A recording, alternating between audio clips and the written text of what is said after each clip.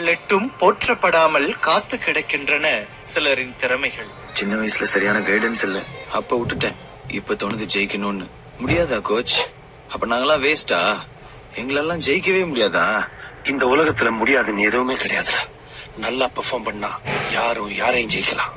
இங்க திறமை இல்லாத மனுஷங்களே கிடையாது, திறமையை வெளிப்படுத்தாத மனுஷங்க தான் அதிகம். முன்னுதாரணமாய் முன்னேறிவிட்டு முகம் காட்டாது காத்து கிடக்கின்றன சிலரின் முகங்கள். கழுகுகளை வம்புக்கு இழுக்கிற ஒரே பறவை காகதான்.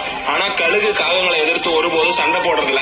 மாறா கழுகு மேல மேல பறக்கும் போது அப்போது காகம் உயர செல்லும் போது மூச்சு விட சிரமம் ஏற்பட்டு தானா கீழே வந்துடும். அது போல நம்ம நிலைய கண்டு கேலி கிண்டல் செஞ்ச யாரையும் நம்ம கண்டுக்காம நம்ம இலக்குல குறிக்கோளா இருந்து வாழ்க்கையில உயர்ந்துகிட்டே இருக்கும் போது நம்மள கேலி செஞ்ச சில்லறைகள் எல்லாம் தானா சிதறிடும். பல நூறு சாதனைகளுக்கான கலங்கரை விளக்காக காத்து கிடக்கின்றன சிலரின் சாதனைகள். உன்னால முடியாதுன்னு யாராவது சொன்னா நீ நம்ப வேண்டியது அவங்கள இல்ல. ஒண்ணு, இந்த உலகம் ஜெயிச்சிருவேன்னு சொன்னா கேட்காது, ஆனா ஜெயிச்சவன் சொன்னா கேட்கும். நீ எது பேசுறதா இருந்தாலும் ஜெயிச்சுட்டு பேசு.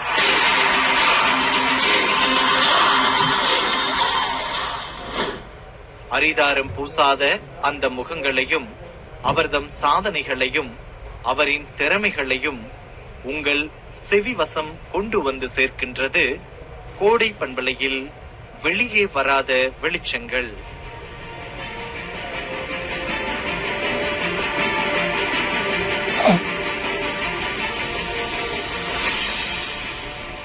களப்பயணத்தில் தேடி கண்டறிந்த வெளிச்சங்களை உங்கள் வசம் சேர்க்க நான் அறிவிப்பாளர் கார்த்திகேயன். நேயர்கள் அனைவருக்கும் உற்சாகமான காலை வணக்கம்.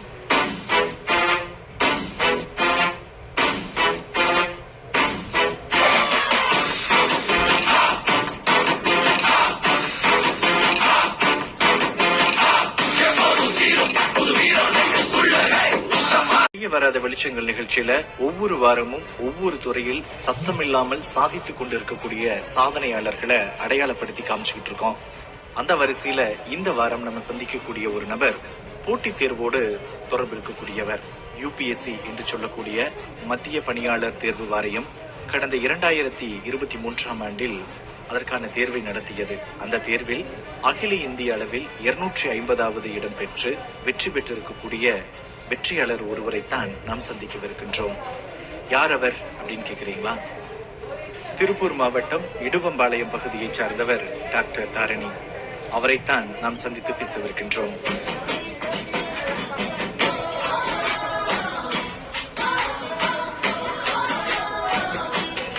வணக்கம் டாக்டர். வணக்கங்க. அடிப்படையில் பல் மருத்துவரான நீங்க UPSC நடத்தக்கூடிய போட்டித் தேர்வுல வெற்றி பெற்றிருக்கீங்க. கிட்டத்தட்ட IAS அப்படின்ற ஒரு உச்சகட்ட ஒரு இடத்தை அடைவதற்கான ஒரு முத்தாய்ப்பான தருணத்தில் இப்ப காத்துட்டு இருக்கீங்க. இதுக்கான இந்த விதை யாரு மூலமா உங்களுக்குள்ள விதைக்கப்பட்டுச்சு? ஸ்டார்ட் அப்படிங்கிறது சின்ன வயசுல 5th ஸ்டாண்டர்ட் படிக்கும்போது என் டீச்சர் எனக்கு கிளாஸ் எடுத்துட்டு இருக்கும்போது ஒரு கவர்னர் பத்தி எடுத்துட்டு இருந்தாங்க. கவர்னர் டாபிக் எடுத்துட்டு இருந்தாங்க. அப்ப நான் கேட்டேன், ஐ வாஸ் சோ இன்ட்ரெஸ்டட். எனக்கு ரொம்ப பிடிச்சிருந்துச்சு கவர்னரோட வேலை இதெல்லாம் சொல்லும் போது. நான் கேட்டேன், எப்படி கவர்னர் ஆகுறது அப்படின்னு கேட்கும்போது அந்த டீச்சர் சொன்னாங்க, நீ கவர்னர் ஆகணும்னா ஒரு IAS ஆகணும் அப்படின்னு சொல்லிட்டு. அப்பதான் IASனா என்னன்னு ஃபர்ஸ்ட் டைம் கேள்விப்படுறேன். அப்போ ஓகே, அப்ப நான் IAS ஆயிட்டா நான் கவர்னர் ஆயிடலாமா அப்படின்னு சொல்லிட்டு நான் IAS ஆகணும் அப்படிங்கிற ஆசை வந்து எனக்கு அந்த 5th ஸ்டாண்டர்ட்ல தான் வந்துச்சு. அந்த ஆசை வந்து என்னால முடியாது அப்படிங்கிற ஒரு பெரிய தடை எனக்குள்ள இருந்துச்சு. ஒரு நம்மனால முடியுமா இல்ல எப்படி போறதுன்னு தெரியாதுங்க கண்டிப்பா. அந்த சின்ன வயசுலயும் தெரியல. அப்புறம் கொஞ்சம் போக போக எனக்கு அந்த கனவு உள்ள ரொம்ப ஆசை ரொம்ப அதிகமா இருந்துச்சே தவிர எனக்கு அதுக்கு உண்டான வழி எதுவுமே கிடைக்கல. நல்லா படிக்கிற பொண்ணு, எப்படியும் நல்லா படிக்கும் போது பயாலஜி குரூப் எடுத்து மெடிசன் போகணும்னு ஆசைப்படுவாங்க. நானும் அதே மாதிரி ஆசைப்பட்டு நான் டாக்டர் ஃபீல்டுக்குள்ள போனேன். அப்ப டாக்டர் ஃபீல்டுக்குள்ள போகும்போது எனக்கு கிளாஸ் எடுத்துட்டு இருந்த என் டீச்சர் ஒருத்தர் வந்து IPS கிளியர் பண்ணி போனாரு. அப்ப உள்ள இருந்த அந்த ஆசை வந்து அப்ப ரொம்ப ஹெவியா வந்து வெளியில வந்து அவர்கிட்ட போய் நீங்க எப்படி போனீங்க, நீங்க எப்படி படிச்சீங்க, ஏன்னா DDS முடிச்சுட்டு போவாங்களா அப்படிங்கிற கேள்வி எல்லாமும் வரும்.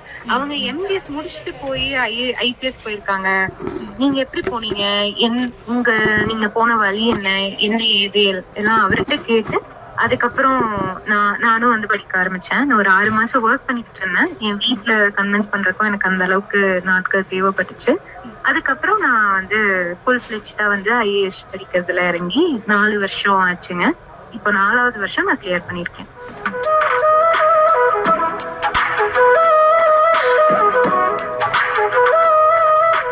செவிகள் தொடர்ந்தும் இணைந்தே இருக்கட்டும் கோடை பண்பலையோடு. இந்த பாடலை தொடர்ந்து நாம் சிறப்பு விருந்தினரோடு பேசலாம்.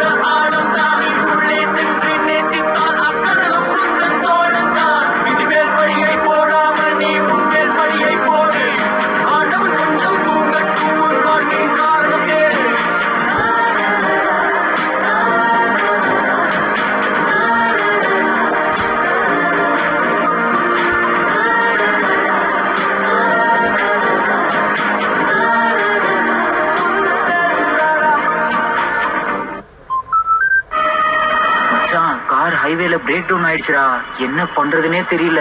பதறாதடா, toll free highway helpline number 1033க்கு கால் பண்ணு. இமீடியட்டா வந்து ஹெல்ப் பண்ணுவாங்க. டைல்ஸ் வாங்க PGS டைல்ஸ்க்கு வாங்க. 3 ஏக்கர் பரப்பளவில் உசிலை நகரின் மிகப்பெரிய டைல் ஷோரூம் PGS டைல்ஸ். உங்கள் இல்லம் அழகாகும் எங்களால். PGS tiles, Usilampatti.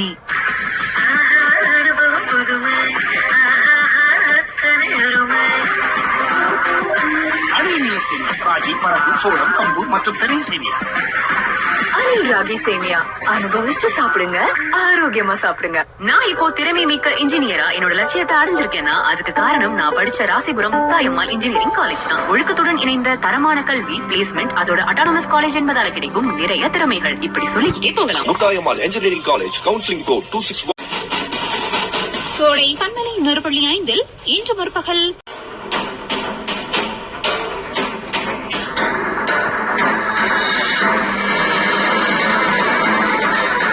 நாம் இணைந்திருக்கிறோம் கோடை பண்பலை வானொலி 100.5 வெளியே வராத வெளிச்சங்கள்.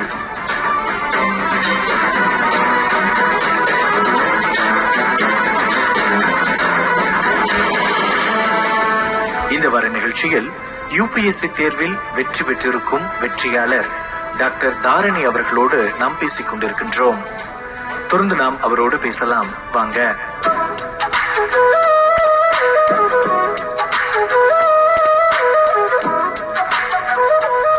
பொதுவாக UPSC தேர்வு எழுதக்கூடியவர்கள் எல்லாருமே பெரும்பாலும் பார்த்தோம் அப்படின்னா எளிதாக இருக்கக்கூடிய பாடங்கள், குறிப்பாக ஹியூமானிட்டிஸ் அப்படின்னு சொல்லக்கூடிய பாடப்பிரிவுகள்ல இருந்து எடுத்திருந்திருப்பாங்க. நீங்க ப்ரொஃபஷனல் கோர்ஸ் அப்படின்னு சொல்லப்படக்கூடிய படிப்புல இருந்துட்டு அங்க போயிருக்கீங்க. அது படிக்கும்போது அதுல உங்களுக்கு சிரமங்கள் இருந்ததா? ஆக்சுவலா எனக்கு ப்ரொஃபஷனல் கோர்ஸ் படிச்சுட்டு ஐஏஎஸ் படிக்கும்போது எனக்கு இன்னும் ரொம்ப ஹெல்ப் ஆன மாதிரி எனக்கு தோணுச்சு. ஃபார் எக்ஸாம்பிள் என்னன்னா, இந்த தேர்வு வந்து 3 படியா இருக்கும். ஃபர்ஸ்ட் ப்ரிலிம்ஸ், மெயின்ஸ், அப்புறம் இன்டர்வியூ. அப்போ மெயின்ஸ்ல வந்து நீங்க நிறைய எழுதுற மாதிரி இருக்கும். அந்த இது எழுதும் போது ஜெனரல் ஸ்டடீஸ் எல்லாம் வந்து ஒவ்வொரு பரீட்சையும் 3 மணி நேரம் இருக்கும். ஒரு 10 மார்க் கொஸ்டின், ஒரு 15 மார்க் 10 மார்க் கொஸ்டின் ஒரு 8 நிமிஷத்துல எழுதுற மாதிரி இருக்கும். அந்த எழுதும் போது நீங்க அந்த ஒரு வருஷம் அந்த டாபிக்க படிச்சிருக்கீங்க, அது அந்த 8 நிமிஷத்துல ரொம்ப கன்சைஸா எழுதி அந்த எக்ஸாம்ல திருத்துறவங்களுக்கு வந்து நீங்க உங்களுக்கு நிறைய பாயிண்ட் தெரியுதுங்கிறத அவங்களுக்கு காமிக்கணும். நீங்க அத்தனை வருஷம் படிச்சதையும் கன்சாலிடேட் பண்ணி இம்பார்ட்டன்ட் பாயிண்ட் அந்த இடத்துல போட்டு காமிக்கணும். எனக்கு டென்டிஸ்ட்ரியில இருந்தது எல்லாமே அதுல ரொம்ப ஹெல்ப் பண்ணுச்சுங்க. நான் டென்டிஸ்ட்ரியில மெடிக்கல் ஃபீல்ட்ல வந்து நாங்க நிறைய எழுத வேண்டியது வரும், நிறைய படிச்சிருப்போம். அது எல்லாத்தையும் வந்து சுருக்கி ரொம்ப இம்பார்ட்டன்டான பாயிண்ட் வெளியில தெரியற மாதிரி எடுத்து காமிச்சு எழுதணும். ஏன்னா அந்த தலகாணி சைஸ்ல புக் இருக்குங்க, மெடிசன் புக் எல்லாரும் பாத்திருப்பீங்க. அந்த அளவுக்கு பெரிய புக்கை படிச்சுட்டு வரும்போது இந்த ஹிஸ்டரி, ஜியோகிரபில எனக்கு ரொம்ப ஈஸியா தெரிஞ்சது. நம்ம அதே படிச்சிட்டோம், இதை படிக்க மாட்டோமா அப்படிங்கிற ஒரு கான்பிடன்ஸ் ரொம்ப அதிகமா கொடுத்துச்சு. சோ அந்த ஆன்சர் ரைட்டிங், அந்த ஸ்ட்ரக்சர், அந்த ஆன்சர் ரைட்டிங் ஸ்கில்ல, அப்புறம் இதுவே படிச்சிட்டோம் அப்படிங்கிற அந்த ஒரு கான்பிடன்ஸ், அதெல்லாம் ரொம்ப ஹெல்ப் பண்ணுச்சுங்க எனக்கு.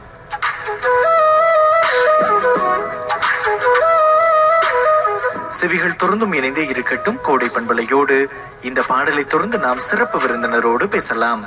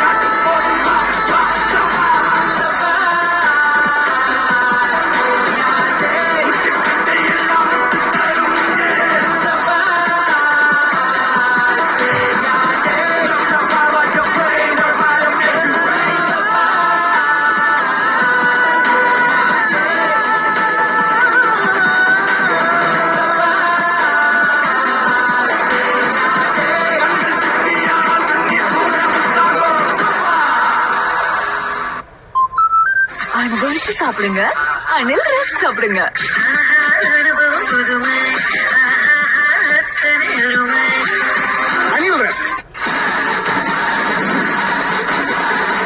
கோடை பண்பலை 100.5 இன்று முற்பகல் 11 மணிக்கு ஸ்ரீ சண்முகா கடலை மாவு பஜ்ஜி போண்டா மிக்ஸ் வெள்ளக்கோவில் வழங்கும் தேடி வரும் பண்பலை. ஸ்ரீ சண்முகா கடலை மாவு பஜ்ஜி போண்டா மிக்ஸ் வெள்ளக்கோவில். இதர தயாரிப்புகள் ராகி மாவு, அரிசி மாவு, குழம்பு மிளகாய் தூள் இப்போது புதிய பொலிவுடன்.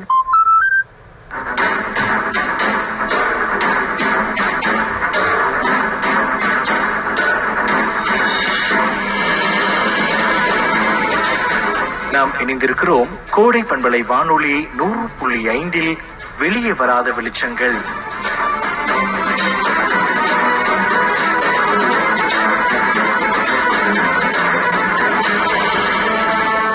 இந்த வார நிகழ்ச்சியில் யுபிஎஸ்சி தேர்வில் வெற்றி பெற்றிருக்கும் வெற்றியாளர் டாக்டர் தாரணி அவர்களோடு நாம் பேசிக் கொண்டிருக்கின்றோம். தொடர்ந்து நாம் அவரோடு பேசலாம் வாங்க.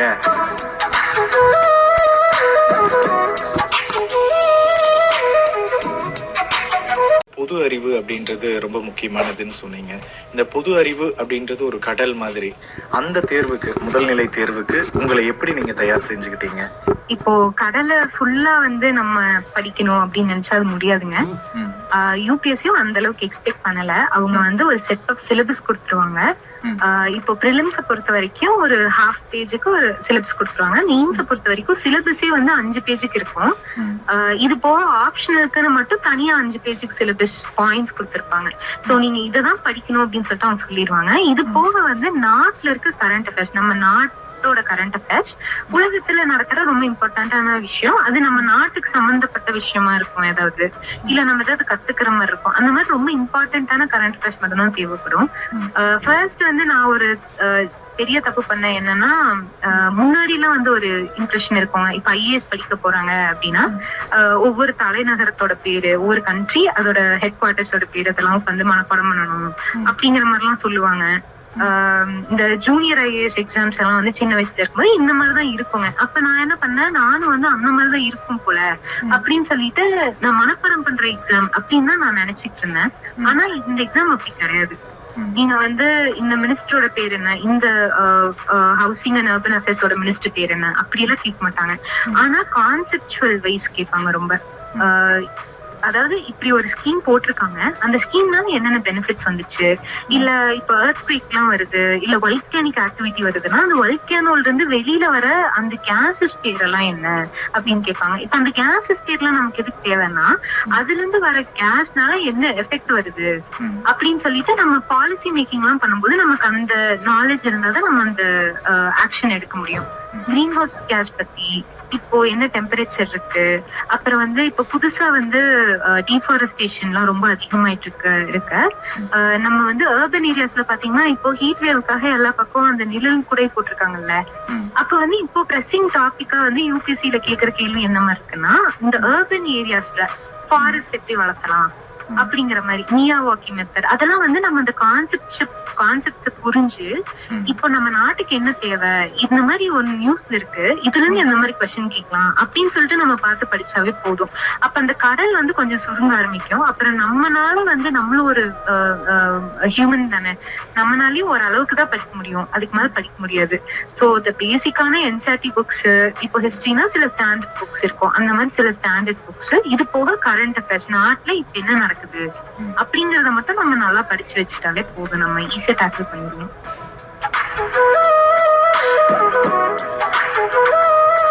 நேயர்களே, தொடர்ந்து இணைந்திருங்கள் கோடை பண்பலையோடு. இந்த பாடலை தொடர்ந்து நாம் சிறப்பு விருந்தினரோடு பேசலாம்.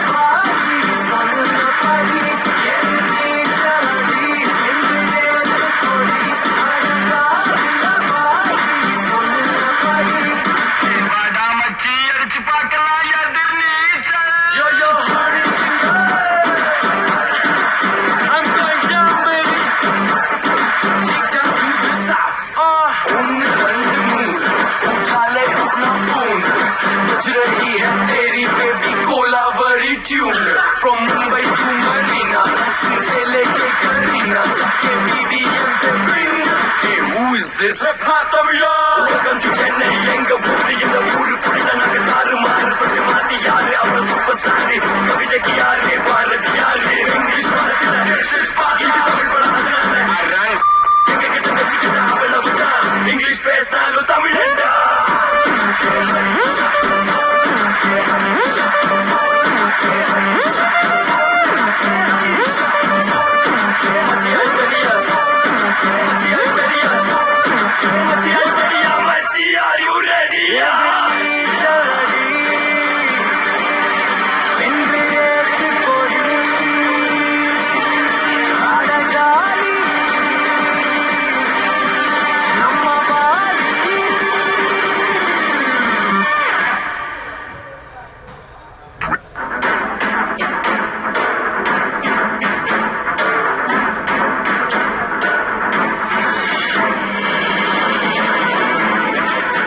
நாம் இணைந்திருக்கிறோம் கோடை பண்பலை வானொலி 100.5 வெளியே வராத வெளிச்சங்கள்.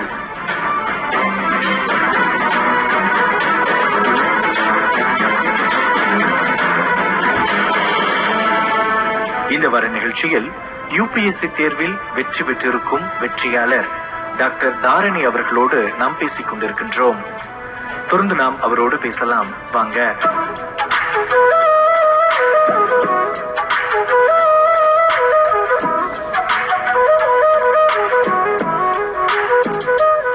பொதுவா இந்த முதல்நிலை தேர்வுக்கும் இந்த முதன்மை தேர்வு அப்படின்னு சொல்லப்படக்கூடிய 2வது கட்ட தேர்வுக்கும் என்னென்ன மாதிரியான வித்தியாசங்கள் இருக்கும்? ஏன்னா ஒரு தேர்வராக நம்ம அணுகக்கூடிய முறையிலையும் மாற்றம் இருக்கும், தேர்வு நடத்தக்கூடியவர்களுடைய எதிர்பார்ப்பு அப்படின்றதும் ஒரு மாதிரி இருக்கும். இந்த முதன்மை தேர்வுக்கும் முதல்நிலை தேர்வுக்கும் என்ன மாதிரியான வித்தியாசங்கள் இருக்கும்? இதை பத்தி கொஞ்சம் சொல்லுங்களேன்.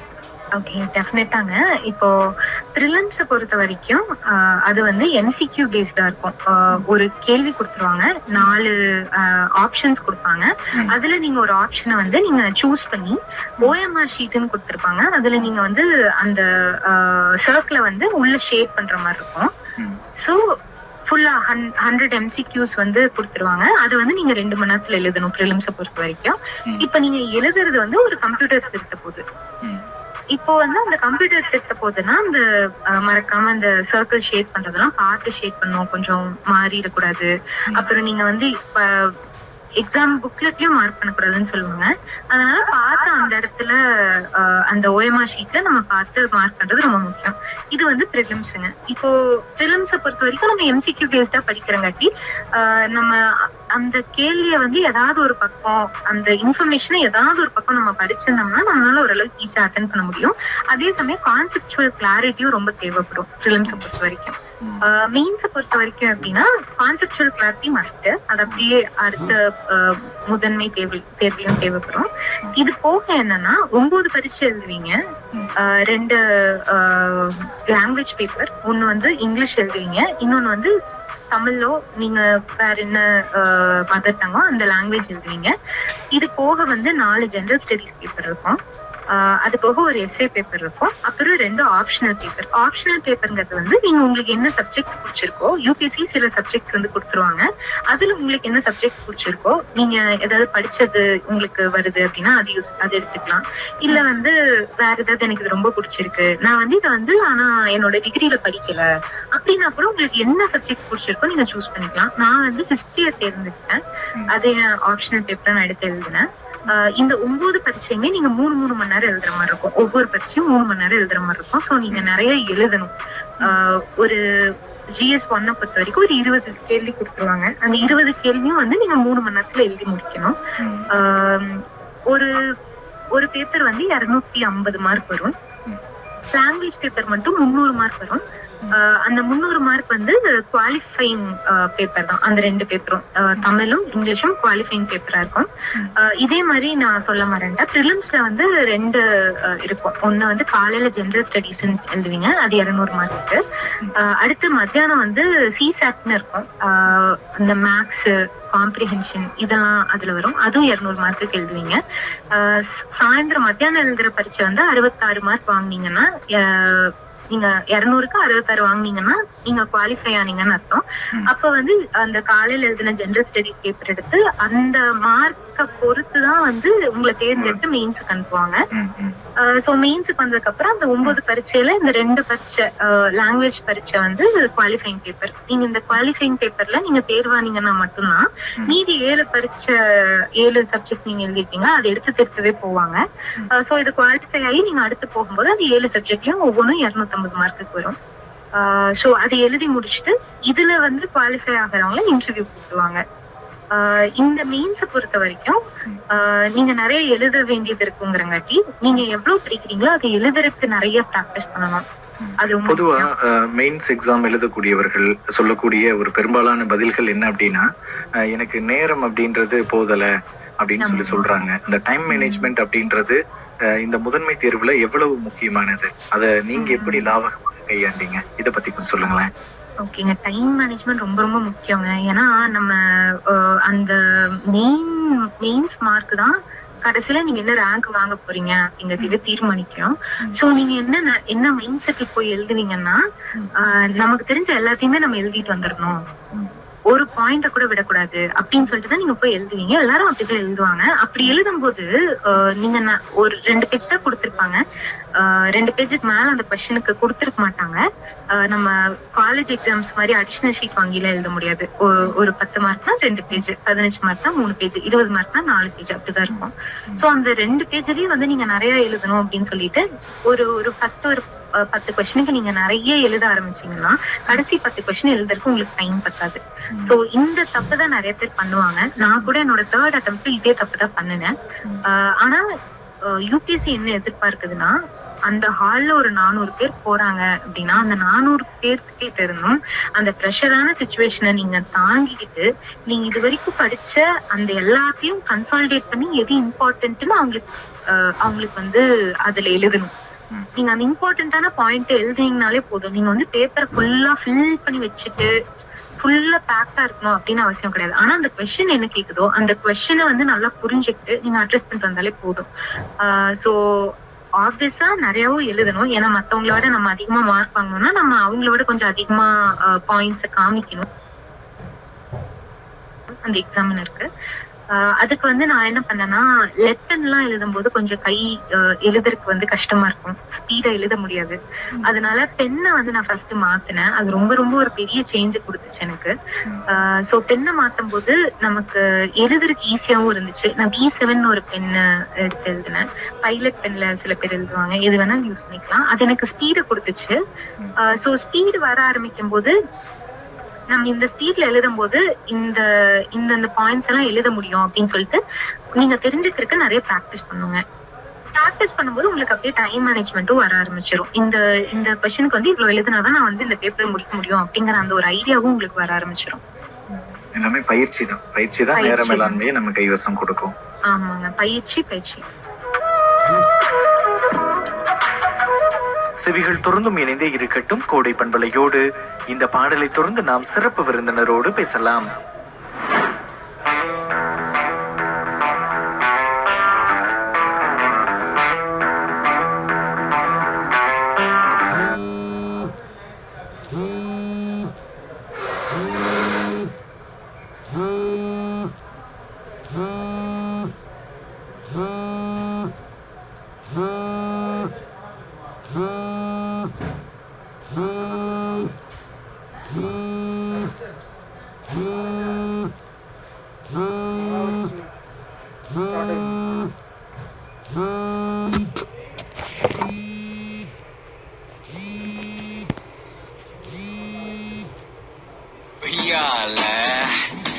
நீ கேளு, நான் ராஜா எங்கேயும் நான் ராஜா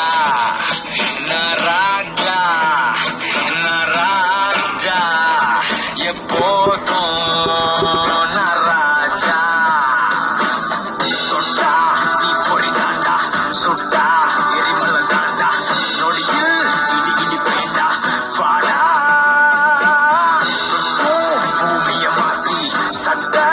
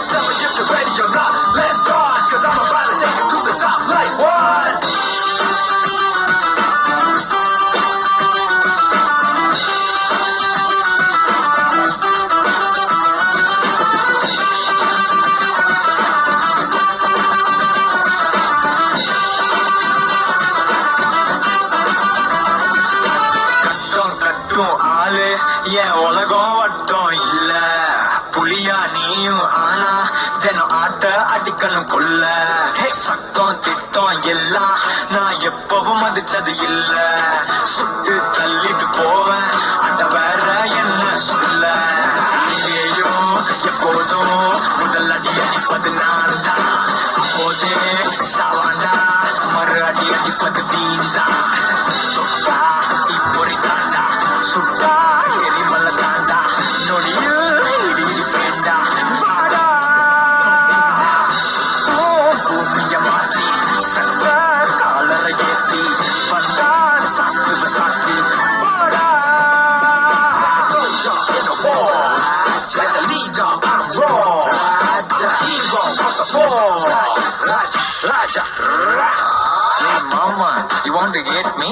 Hey mama, you want to hate me? Hey mama, you want to hate me? Hey mama, you want to hate me? I'm Raja, me Raja, na Raja, na Raja, Raja, Raja, Raja, Raja. Hey.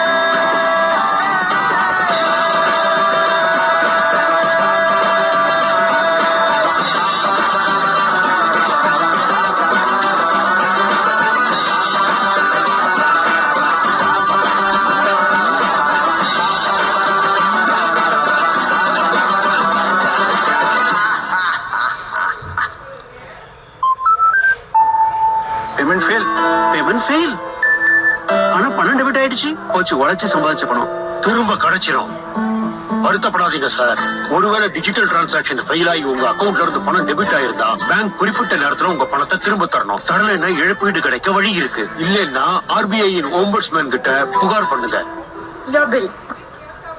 என்னோட fees RBI சொல்கிறது விவரமா இருங்க எச்சரிக்கையா இருங்க இருந்து வரும் சுரங்களை திருச்சி சாரதாசன் சங்கீத சந்தோஷப்பட்டு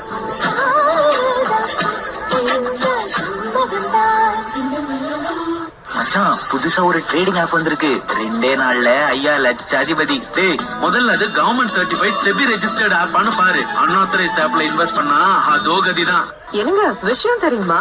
நம்ம மகாராணி சில்க் ஹவுஸ்ல அனல் பறக்கும் ஆடி தள்ளுபடி போட்டிருக்காங்க. அப்புறம் என்ன 1000 2000 மிச்சமாகும் இல்ல உடனே கிளம்பிடலாம். மலிவிலும் மலிவான விலையில் ஆடி தள்ளுபடி. மகாராணி சில்க் ஹவுஸ், ஜவஹர் பஜார், கரூர்.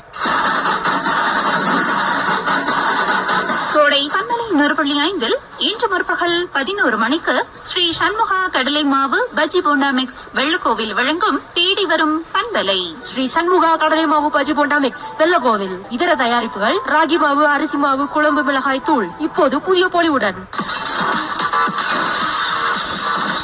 கோடை பண்பலையின் இன்றைய நிகழ்ச்சிகள் அனைத்தையும் வழங்கும் அனில் ராகி சேமியா, ராசிபுரம் முத்தாயம்மாள் இன்ஜினியரிங் காலேஜ், மகாராணி சில்க் ஹவுஸ், கரூரின் நல்வாழ்த்துக்கள்.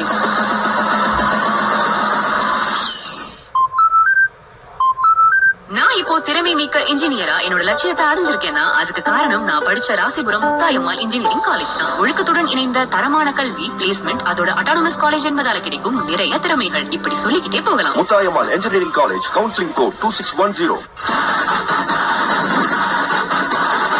கோடை பந்தலை 100.5 இன்று முற்பகல் 11 மணிக்கு ஸ்ரீ சண்முகா கடலை மாவு பஜ்ஜி போண்டா மிக்ஸ் வெள்ளக்கோவில் வழங்கும் தேடி வரும் பண்பலை. ஸ்ரீ சண்முகா கடலை மாவு பஜ்ஜி போண்டா மிக்ஸ் வெள்ளக்கோவில் இதர தயாரிப்புகள் ராகி மாவு, அரிசி மாவு, குழம்பு மிளகாய். நாம் இணைந்திருக்கிறோம் கோடை பண்பலை வானொலி 100.5 வெளியே வராத வெளிச்சங்கள்.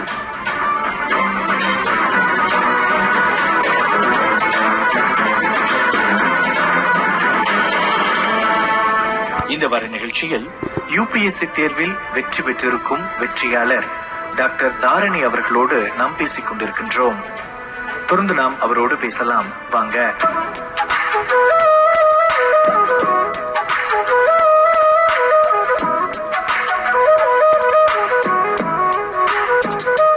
முதன்மை தேர்வை தாண்டி நம்ம போகும்போது அடுத்த நிலை அப்படின்னா அது நேர்முக தேர்வு தான். இந்த நேர்முக தேர்வுல ஆளுமை திறன் அப்படின்றது ரொம்ப முக்கியமானது.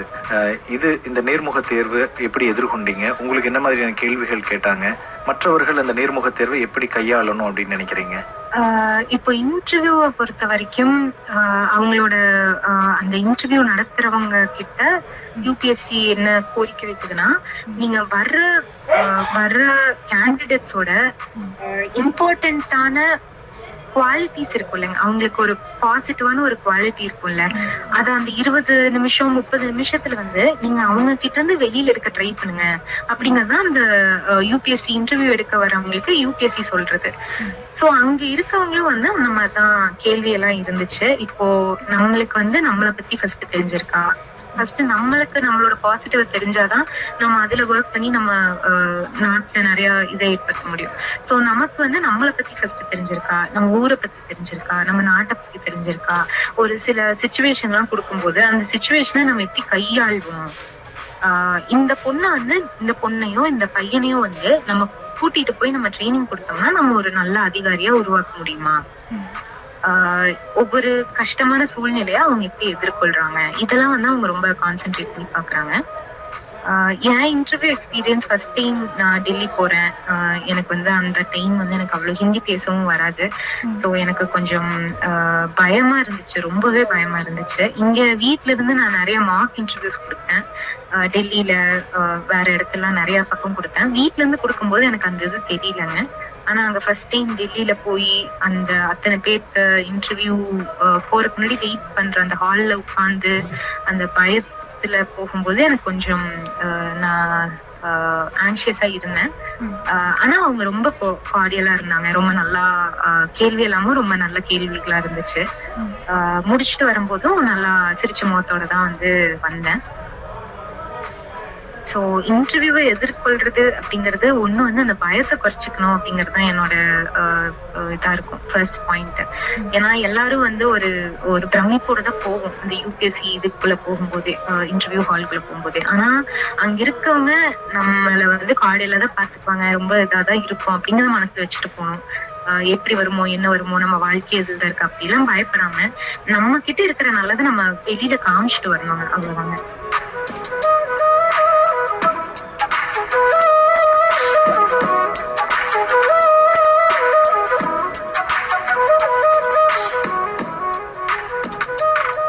நேயர்களே, தொடர்ந்து இணைந்திருங்கள் கோடை பண்பலையோடு.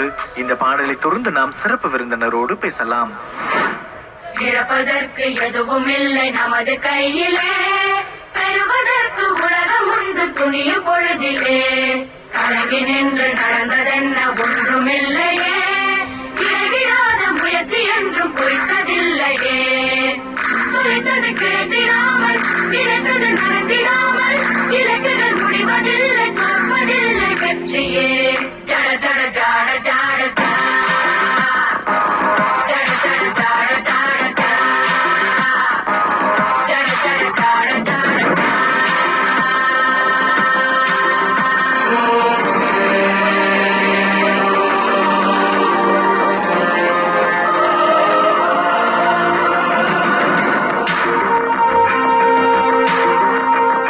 இழப்பதற்கு எதுவும் இல்லை நமது கையிலே, பெறுவதற்கு உலகம் உண்டு துணியும் பொழுதிலே, கலங்கி நின்று நடந்ததென்ன ஒன்றுமில்லையே, இடைவிடாத முயற்சி என்றும் பொய்த்ததில்லையே, தொலைத்தது கிடைத்திடாமல் நினைத்தது நடந்திடாமல், இலக்குகள் முடிவதில்லை தோற்பதில்லை வெற்றியே. ஜட ஜட ஜாட ஜாட ஜா, ஜட ஜட ஜாட ஜாட ஜா, ஜட ஜட ஜாட ஜாட ஜா.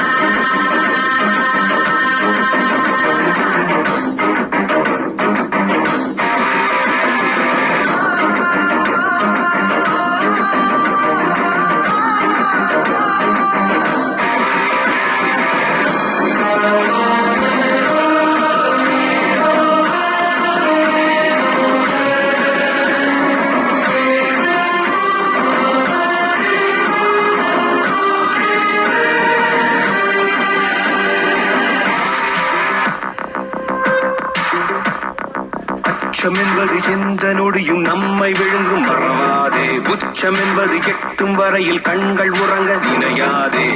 அறிவெறும் ஆயுதம் நமது காக்குமே, போரை ஏற்போமே. அவைகளை மீறினால்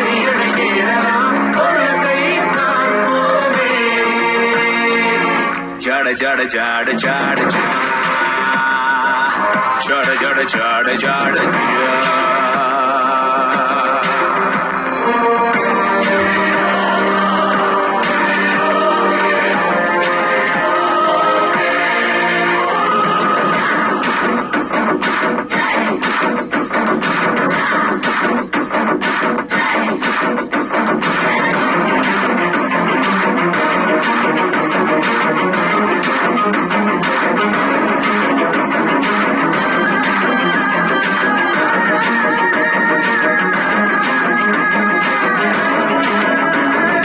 உண்மை என்பது நம்மை தொடரும் உள்ள வரையில் துணிவோமே நம்பி செய்திடும் எந்த செயலும் நன்மை பயக்கும் அறிவோமே தெளிவுடன் தேடினால் எடனையும் காணலாம் ஆடை மாறாதே ஒரு முறை தேடினால் நடைமுறை வாழுமே தேவை மாயாதே ஜட ஜட ஜட ஜட ஜா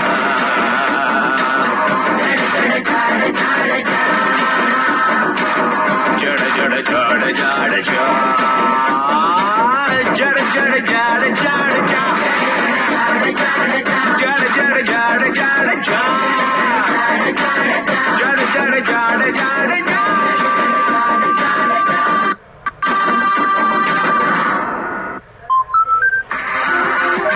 அணில் சேமியா ராகி பருப்பு சோளம் கம்பு மற்றும் திணை சேமியா. அணில் ராகி சேமியா அனுபவிச்சு சாப்பிடுங்க, ஆரோக்கியமா சாப்பிடுங்க. கோடை பந்தலை 100.5 இன்று முற்பகல் 11 மணிக்கு ஸ்ரீ சண்முகா கடலை மாவு பஜ்ஜி போண்டா மிக்ஸ் வெள்ளக்கோவில் வழங்கும் தேடி வரும் பண்பலை. ஸ்ரீ சண்முகா கடலை மாவு பஜ்ஜி போண்டா மிக்ஸ் வெள்ளகோவில். இதர தயாரிப்புகள் ராகி மாவு, அரிசி மாவு, குழம்பு மிளகாய் தூள் இப்போது புதிய பொலிவுடன்.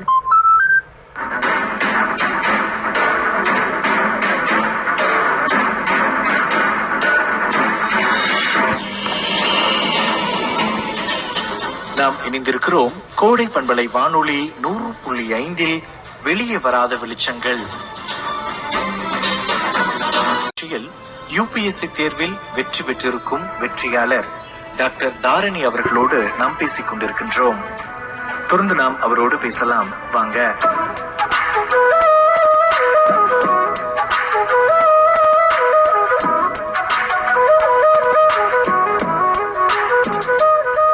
யூபிஎஸ்சி நடத்தக்கூடிய அந்த போட்டித் தேர்வுல அகில இந்திய அளவில் 250வது இடம் எடுத்திருக்கீங்க. என்ன பணியிடங்கள்? ஏன்னா கிட்டத்தட்ட 24 பணியிடங்கள் இருக்கு, எல்லாமே சமமானது தான். இருந்தாலும் நீங்க என்ன பணியிடத்தை எதிர்நோக்கி காத்திருக்கீங்க? உங்களுடைய முன்னுரிமை பட்டியல்ல என்னென்ன இடங்கள் இருக்கு? ஐஏஎஸ் தான் என்னோட ஃபர்ஸ்ட் ப்ரிஃபரன்ஸ். ஸோ ஐஏஎஸ் வரும் அப்படின்னு சொல்லிட்டு எக்ஸ்பெக்ட் பண்ணிருக்கேன். கேடர் அலோகேஷன் சொல்லுவாங்க, கேடர் ப்ரிஃபரன்ஸும் கேட்பாங்க. நான் தமிழ்நாடு தான் கொடுத்துருக்கேன். இனி அந்த அலோகேஷன் வந்ததுக்கு அப்புறம் தான் தெரியும் என்ன கேடர் வரப்போகுது அப்படின்னு. நிச்சயமா நீங்க விரைவில் ஒரு ஐஏஎஸ் அதிகாரியாகி நம்முடைய தமிழக மக்களுக்கு, இந்திய மக்களுக்கு சேவையாற்ற கோடை பண்பலையின் மனமார்ந்த வாழ்த்துகள். நன்றி. Okay, thank you so much. கோடை எஃப்எம்க்கும் கோடை எஃப்எம்மோட லிசனர்ஸ் எல்லாத்துக்கும் என்னோட தேங்க்ஸ். இது போக நான் இந்த நிலைமைக்கு வரக்கு காரணமா இருந்த என் பெற்றோர்கள், என்னோட ஆசிரியர்கள், எனக்கு மென்டரிங் பண்ணவங்க, என் ஃப்ரெண்ட்ஸ், என் அண்ணாங்க எல்லாத்துக்கும் நான் தேங்க்யூ சொல்லணும்னு ஆசைப்படுறேன். Thank you so much.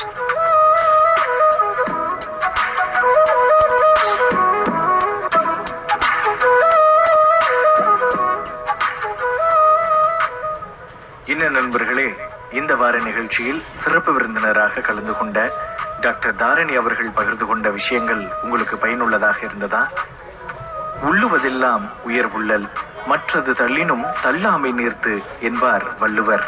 ஆம், நாம் நினைப்பதெல்லாம் உயர்ந்த நினைப்பாகவே இருக்க வேண்டும். அது கைகூடாவிட்டாலும் அதற்காக அந்த நினைப்பை ஒருபோதும் நாம் கைவிடக்கூடாது.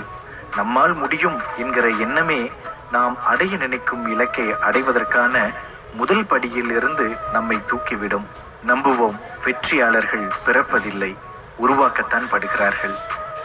இந்த வார நிகழ்ச்சியில் பங்கு பெற்ற சிறப்பு விருந்தினர் டாக்டர் தாரணி அவர்களுக்கும், நிகழ்ச்சியை கேட்டு பயனுற்ற நேயர்களான உங்களுக்கும் நன்றிகளை சொல்லி நிகழ்ச்சியிலிருந்து விடைபெறுகின்றேன். அறிவிப்பாளர் கார்த்திகேயன்.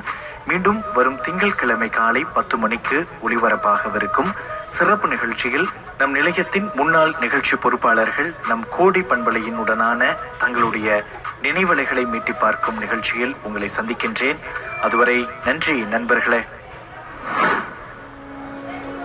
ஃபுட்பால் பாப்பியா? இனிமே பாரு.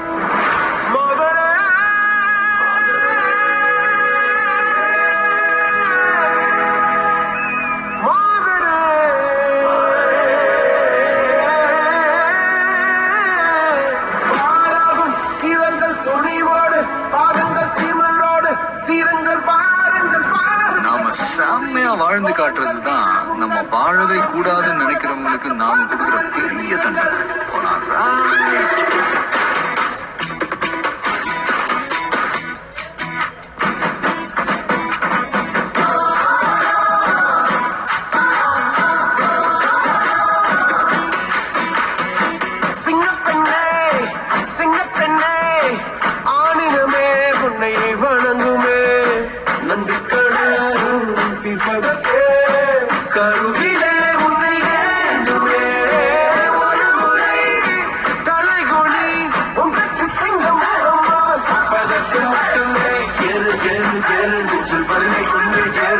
பெண் என்று கேலி செய்த கூட்டம்